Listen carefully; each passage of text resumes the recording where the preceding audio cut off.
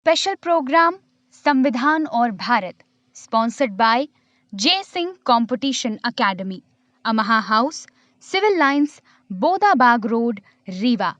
एकमात्र ऐसा संस्थान जहां लोक सेवा आयोग चयनित शिक्षक ही कराते हैं अध्यापन कार्य।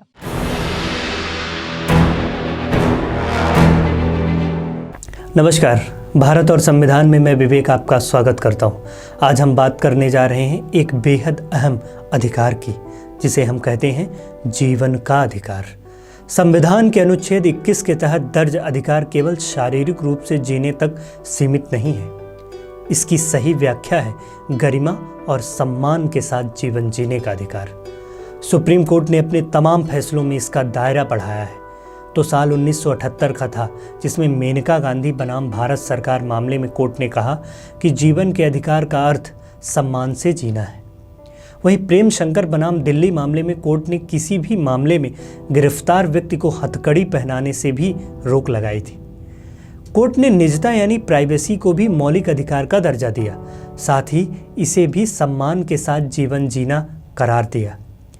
आपको और नज़दीक अगर हम लाएं तो आपको बता दें कि साल 1992 में दिए गए फैसलों में सुप्रीम कोर्ट ने 6 से 14 वर्ष तक के बच्चों को शिक्षा को भी मौलिक अधिकार बताया। कोर्ट ने माना कि सम्मान के साथ जीवन जीना मौलिक अधिकार के लिए जरूरी है कि लोग शिक्षित हों, तब वो मौलिक अधिकार के दायरे में आएंगे। इसके बाद साल 2002 में संविधान के 86वें संविधान संशोधन के में 21A जोड़ा गया, जो 6 से 14 वर्ष तक के बच्चों को निःशुल्क शिक्षा का अधिकार देता है।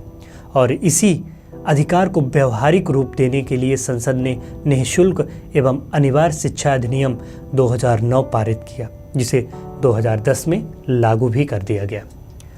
स्वतंत्रता के अधिकार के तहत अगर हम आगे बात करें तो अनुच्छेद 22 की बात करेंगे। यह अनुच्छेद किसी भी व्यक्ति के गिरफ्तार होने की स्थिति में उसे उसके अधिकारों की बात करता है। भारत के संविधान का अनुच्छेद 21 ये प्रावधान करता है कि किसी भी व्यक्ति को उसके जीवन तथा दैहिक स्वतंत्रता से विधि द्वारा स्थापित प्रक्रिया से ही वंचित किया जा सकता है, अन्यथा नहीं। सरल शब्दों में इसका आशय ये होता है कि किसी भी व्यक्ति की किसी निजी व्यक्ति के द्वारा जीवन या दैहिक स्वतंत्रता का अगर हनन किया जाता है तो वो अपराध है, पुलिस सुरक्षा देती है, FIR करती है। लेकिन राज्य कार्यपालिका भी आपको आपके दैहिक स्वतंत्रता और जीवन से वंचित नहीं कर सकती है। उसके लिए संसद जो कानून बनाएगा उस कानून के द्वारा निर्धारित प्रक्रिया से ही वंचित किया जा सकता है। यहाँ पर 1978 में मेनका गांधी के केस में सुप्रीम कोर्ट ने एक और प्रावधान इसमें जोड़ा है कि वो जो कानून बनाया जाएगा, विधि की जो प्रक्रिया स्थापित की जाएगी, वो भी उचित है या नहीं, यह भी न्यायालय परीक्षण कर सकेगा, जिसे हम due process of law doctrine कहते हैं, जो कि अमेरिका में फॉलो की जाती है।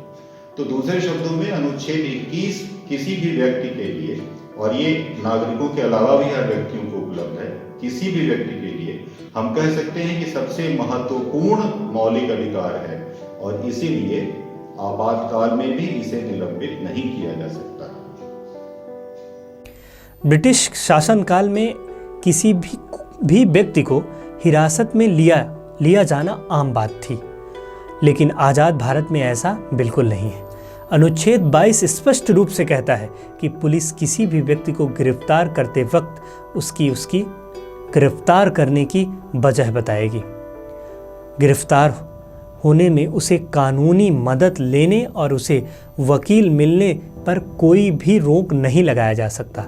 और सबसे अहम बात, 24 घंटे के भीतर गिरफ्तार किए गए व्यक्ति को मजिस्ट्रेट के सामने पेश करना जरूरी होगा।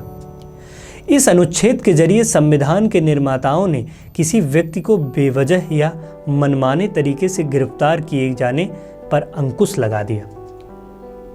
तो ये थे हमारे प्राण दैहिक स्वतंत्रता के अधिकार, जिसमें हमने जाना अनुच्छेद